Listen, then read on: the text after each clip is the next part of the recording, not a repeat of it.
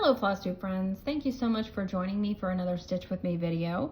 Today I am going to be working on Jane Wood by Maximum Cross Stitch. This is a sampler that was released just earlier this year. You can get the hard copy from Evertote.ca and you can also get the PDF from the Maximum Cross Stitch website. I will link both of those sites below if you are interested. Now I have shown this piece not just on regular Flosstube episodes, but also on another Stitch With Me video, the Stitch With Me A New Start. I will link that below if you're interested in seeing how I go about starting a new project. When I was pulling things to record today, I thought, well, maybe I should select a piece that I haven't shown on a Stitch With Me video before. Maybe I should select something that I haven't given a lot of attention to lately, but honestly, I haven't had a ton of stitching time in the last couple weeks, and this is really what I wanted to get back to. So this is what I'm going to put in my hoop today, and this is what I'm going to stitch for the hopefully few hours that I have today to stitch. Now you'll see that my hoop has not been put on the fabric yet, and the reason for that is because I sometimes get questions from viewers about my tension, the tension of my fabric. How do I get my fabric so taut within the hoop? So I thought I would just go ahead and do that on camera for you today. Maybe that would answer some questions for anybody who's still wondering how I get it as taut as I do. I know a lot of you are very happy with your tension, or you may use frames, Q-snaps, or you may just stitch in hand, so this really doesn't apply to you. But it doesn't take that long, so I thought I'd just go ahead and stitch it, or excuse me, go ahead and do it on camera so you can see. Now for today, I'm going to continue working on this section here. I've got this big full flower already done, and while I don't ever have any problems with my hoop permanently squishing or disrupting stitches that I've already put down, I don't want to put my hoop over this big chunk of stitches. So putting it here allows me plenty of room to not go over this big flower that's already been stitched, and to allow me access to this urn, vase, whatever you want to call it, that I need to put down here. So this is what I'm going to be focusing on today. I've got some leaves to add. I need to fill in these flowers here, and then the vase I have to do. So I'm going to go ahead and put that in right about there. I think that looks pretty good. Now this is a 40 count linen. This is Thornfield by Needle and Flax. Beautiful gift from a friend of mine, and absolutely perfect for this project, I think. I like it. So you see I just put my hoop in there. I do stitch in the ditch, so the back is flush against the hoop. And this allows me easier access to the stitching on the back, so that when I am securing tails of threads, it's easy to do that. Now, as it is, this tension is not very good. You can see that I can push pretty far down there. So all I do is I tug, tug, tug on the bottom, and go ahead and tug on the sides. And when I was first stitching on linen, I thought, oh my goodness, can you really crank on this like this? I said, okay, but I very quickly learned that linen is very strong, very resilient, so I have no problems. Now, as I tug on that, this inner hoop kind of pops up a little bit, so you do need to push it back down. Now I feel like I've got good tension. Do you hear that? I hope you can hear that. Feel pretty satisfied with that. But what I'm going to do now is I'm actually going to use a screwdriver. And see, there's so much more twisting that can be done. I would never be able to get that many twists with just my fingers. So you should be able to hear that. I feel that this is ready to go. I've got my hoop as tight as I can get it. Everything is very comfortable. And for the purpose of this video, I am going to go ahead and pop this into my Velke Potoky stand. Okay, I have got my hoop secure in my Velke Potoky stand. You'll notice that there's some fabric up at the top that is hanging over the front. That is the extra little bit of linen, and I fold it forward so that the stitches that are above, that extend beyond the limits of the hoop, they are protected from the stand itself. I don't know that there would be any, I really don't think that there would be any color transfer or anything like that from the stain of the wood, but this is just a little bit of extra protection for those stitches. So I am consulting my pattern right now. I want to make sure that I'm putting the stitches where they need to go. I'm working with piggy bank right now. And I want to make sure 1, 2, 3, I've got the right amount of stitches here. I don't have many more stitches of piggy bank to put in on this particular flower. And then once I'm done with this color in this area, it will be very easy to fill in the rest of this flower. I think it's a white that I use to fill it in. I'm not sure, I'll have to check. Let's see. Yeah, Betty White. It is Betty White that I use, which is, I think it looks pretty bright. It's a pretty bright white. And it looks really nice on this linen, actually. If I didn't mention it before, this is a 40 count Thornfield from Needle and Flax. I've got a couple different projects going on this fabric, I think. I really like it. It's kind of a yellowish golden tone, sandy, mottled, neutral. It's nice. And I think it works really well for this project. Jane Wood here, she's a big girl. So if you wanted a smaller finished product, I would recommend a 46 count. And you can still use cottons on 46. So if you are considering getting the Roxy Floss, and I think you should, you can certainly use them on a 46 count fabric. But you can also go 40, 36, etc. Okay, I just want to check one more time, make sure I have finished that correctly, and it looks like I have. So I am ready to secure my fabric.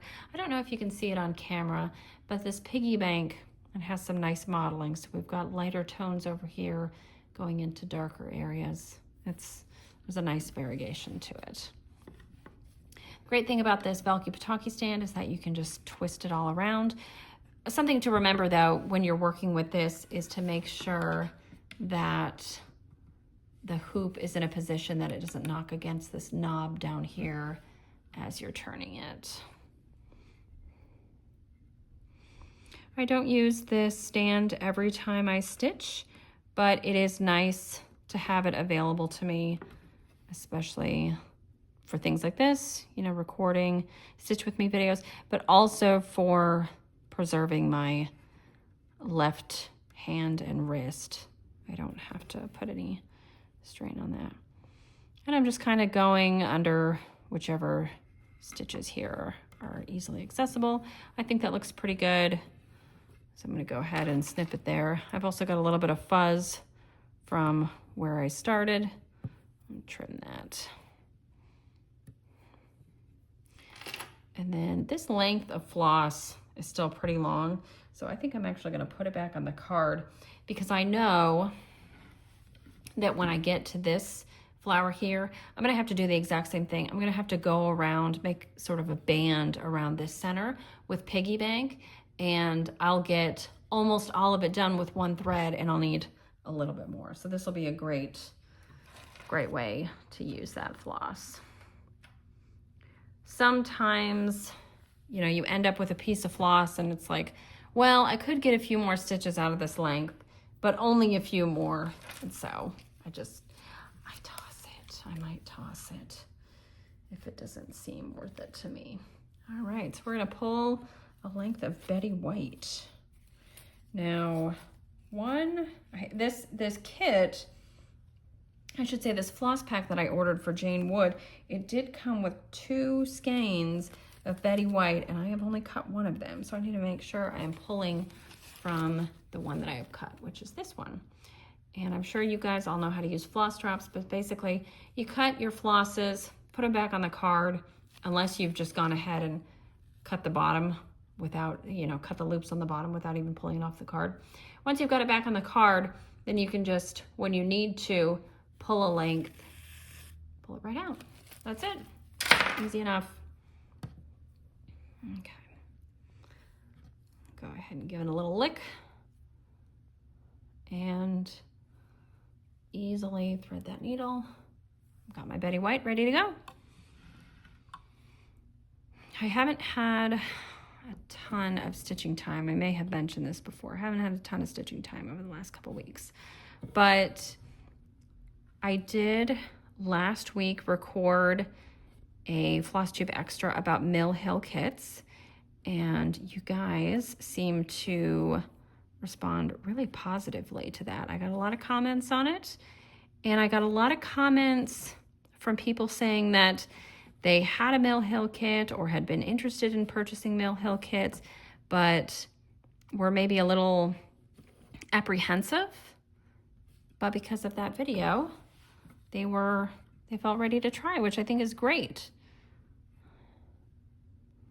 So I'm so pleased, because honestly, I recorded that and I thought, well, I really like Mill Hill kits and I think this is interesting, but I don't know how most people are going to respond, but I think people really liked it, which is great.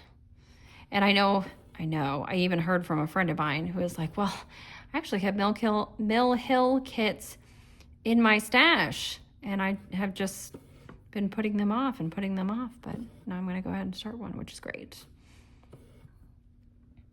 And actually, since recording that video, the little bit of free time I've gotten, I did use to stitch up that pine cone kit that I showed in that video. It went really quickly. I estimated that I would need 2 days to stitch it, and I actually stitched it in one. And I didn't even get as much free time that day as I was hoping, and I still managed to stitch it all in one day. I mean, I did finish it kind of late at night, but you know, you get to a certain point on a project, and if you're close, you're like, well, I could not finish this and go to bed at 10, or I could just stay up until like 11 or so and just get the darn thing done. And of course, so many of us would rather just get it done. Anyway, I have not fully finished that pine cone ornament, but I finished all the stitching. I put the embellishments on, the little crystals, and it is so cute. And because it went so quickly, and I really like the finished product, I'm thinking that I might just want to do a couple more of those, because it would be nice to have a few of those on the tree. I love the little crystals that are included, so sparkly. Sometimes I look at memorabilia pieces, especially the mermaids and things. I love how covered in beads and crystals they are, but I'm just not, I don't think I'm a fancy lady person, and I'm definitely not a mermaid person. I know a friend of mine, she said she was never a mermaid person, but now she's a mermaid person because she got into cross-stitching, and specifically memorabilia mermaids. Really, the appeal is just the beads. So if I can get some sparkle without having to spend hundreds of hours on a fancy lady or a mermaid that I won't know what to do with, I'm very happy. It's fun going through the ornaments every year, pulling them out. But samplers are definitely my favorite type of stitching. Sometimes I think I got into, you know, I should have been stitching on linen. I should have been stitching samplers many, many years ago. And think of all the things I could have gotten done had I started stitching, you know, 10, 15 years ago instead of just a few years ago. But I think I got into stitching. I got into cross stitching, specifically sampler stitching, at a really great time, because we've got all these wonderful fabric options. amazing thread options like the ones I'm using now. I love Roxy Floss. I love the variegation. I love how many freaking colors she has in the catalog. One day I'll have a full set. But Caroline said on a video recently how many they had in the regular catalog. And I was like, oh my God. I mean, I should know this because I spent enough time on that website, but maybe one day. It'd be nice to have all those to choose from. Anyway, we have all these great options. And I even think, well, a decade ago, Hands Across the Sea samplers didn't exist. You know, her business, that business is only going to be turning 10 years old, I think, this December. And hands down, Hands Across the Sea samplers is my favorite reproduction sampler company, right? I stitched so many of those. I would like to finish one more this year, one more hats piece this year. I've finished over 20 so far this year. And I know that if I stitched on nothing else, I could finish 2 more by the end of the year. But honestly, after filming that Mill Hill video, I'm like really ready for Christmas stitching. I'm really ready for just other small, fun stitching.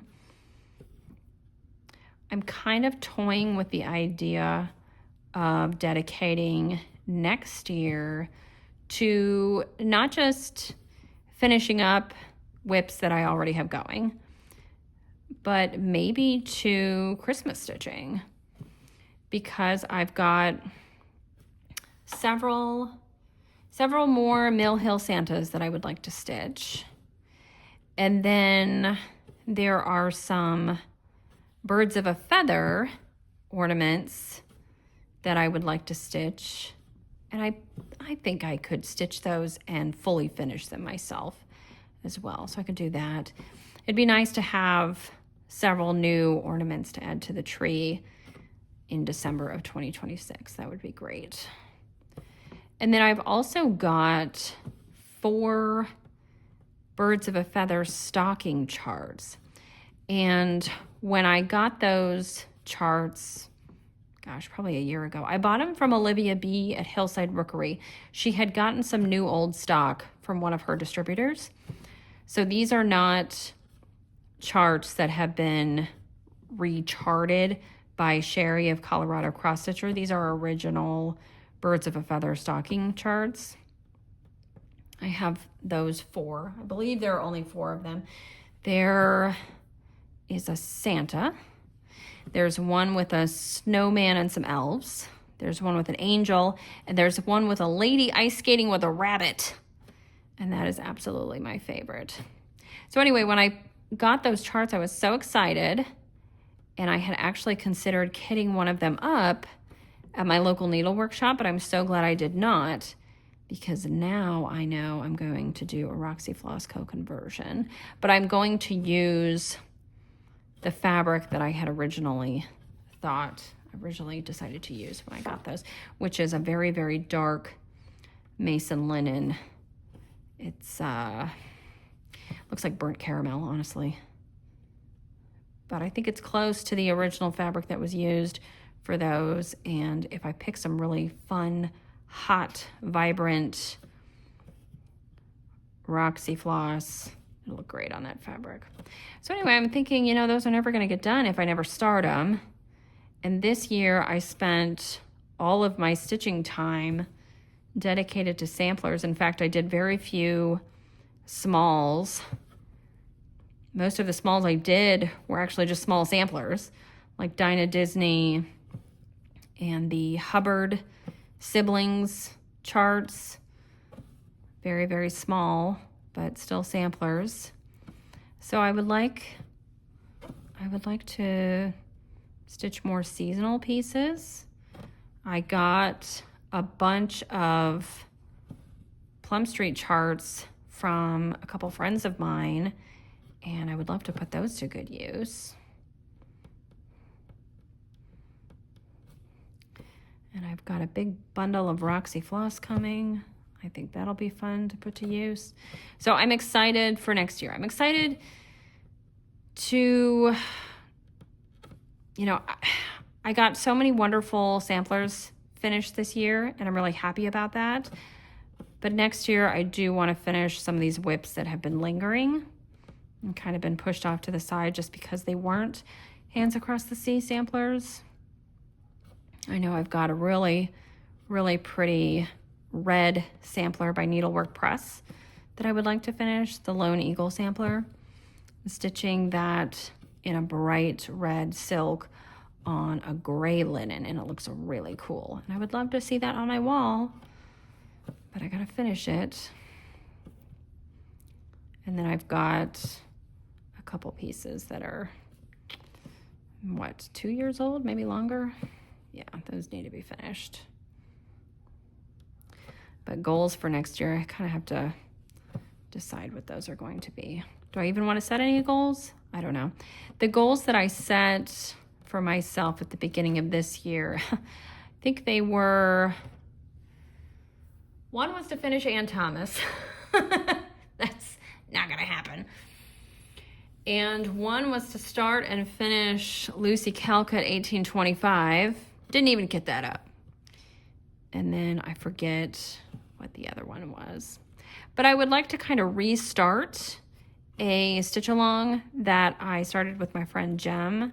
On Valentine's Day, we started Anton Uffendell with the idea that we were going to do 1/12 of it every month, and we'd be done by next Valentine's Day. We were pretty good about it for the first few months, and it's really fun. It's a fun sampler to work on.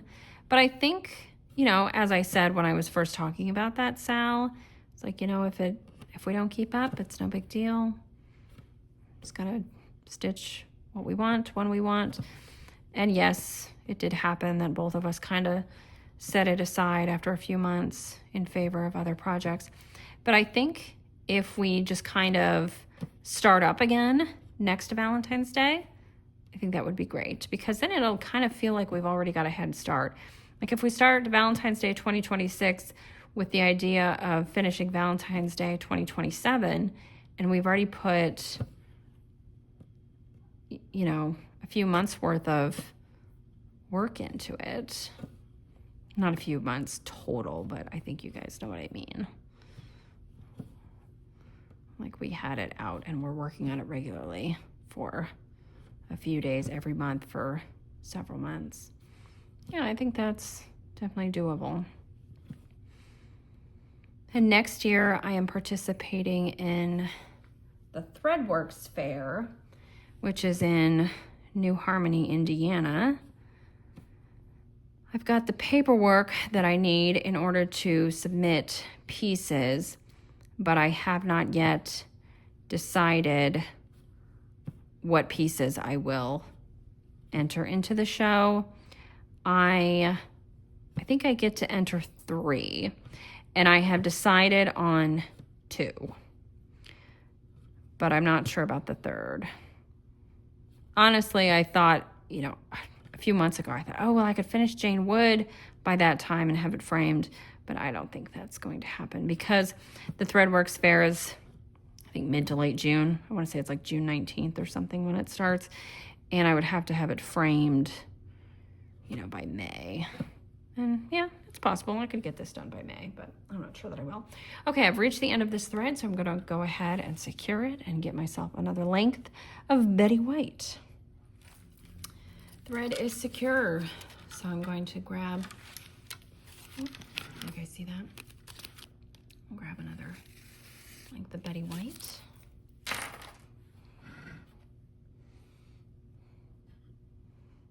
I hope you guys can see the colors nicely. The floss pack is vivid and beautiful. I don't love working with such a large piece of fabric, but I think the finished product is going to be really great. I mean, I've seen the model in a video, a couple videos, and it's just gorgeous. hard part's going to be picking out the perfect frame for it, right? I've got a bunch of pieces at the framer right now, and just about a week ago selected all the frames for those pieces. I'm very excited to see those all done. Another big batch to go up on the wall here. All right, so I just flipped it over to the back here so I can pull that tail out.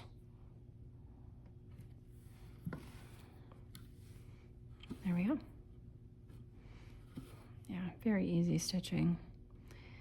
I am fortunate because at this time I don't require any magnification. I'm sure that will change as I age and my eyes age. I'm sure things will change, but as of right now, 40 count, good lighting, I'm just fine with just my glasses.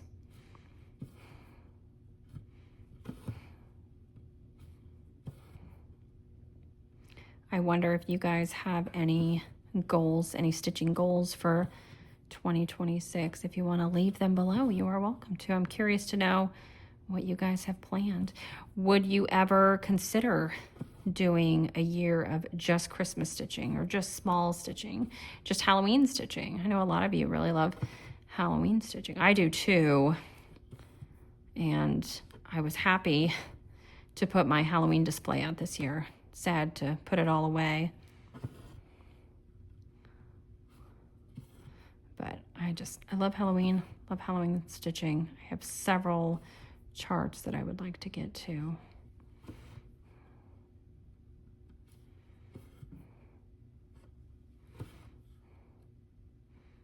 I suppose I can put my Christmas display out now. I haven't done that yet. I obviously got all my ornaments out, but we haven't put the tree up as of yet. And I haven't put my Christmas smalls out. Another thing I'd like to do is a Hawk Run Hollow piece.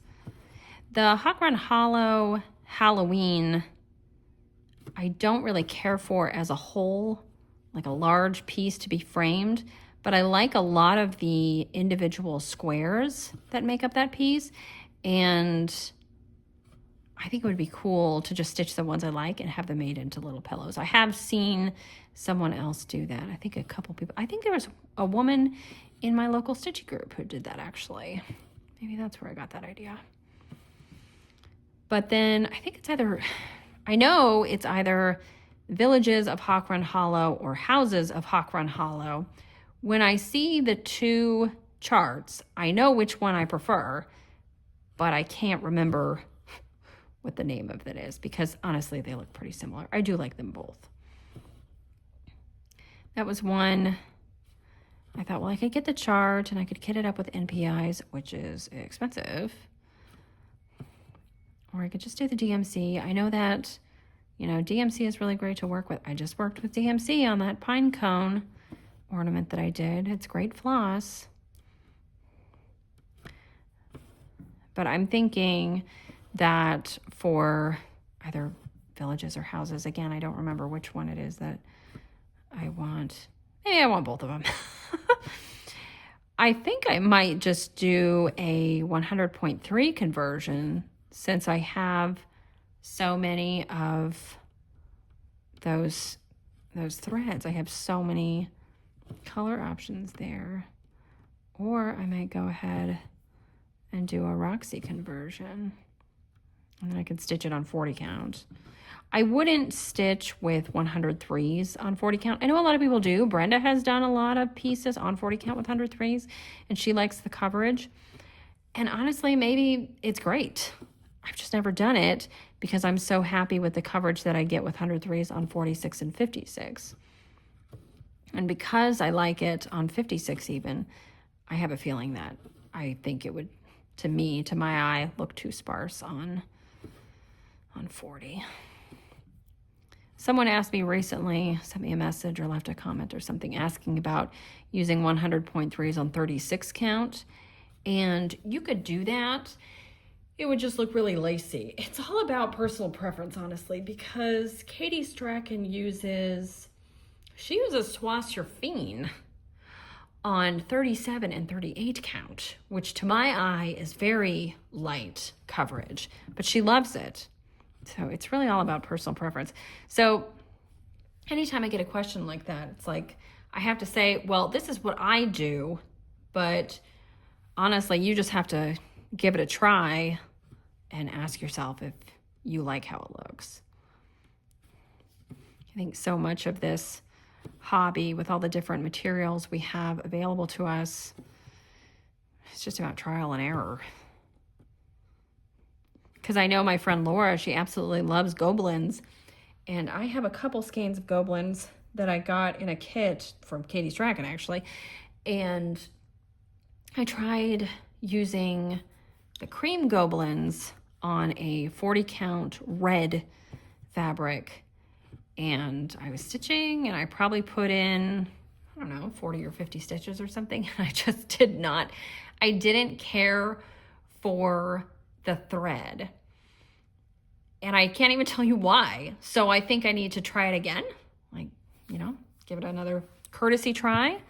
But for me at that time, I did not care for it, and so I ended up stitching with 100.3s.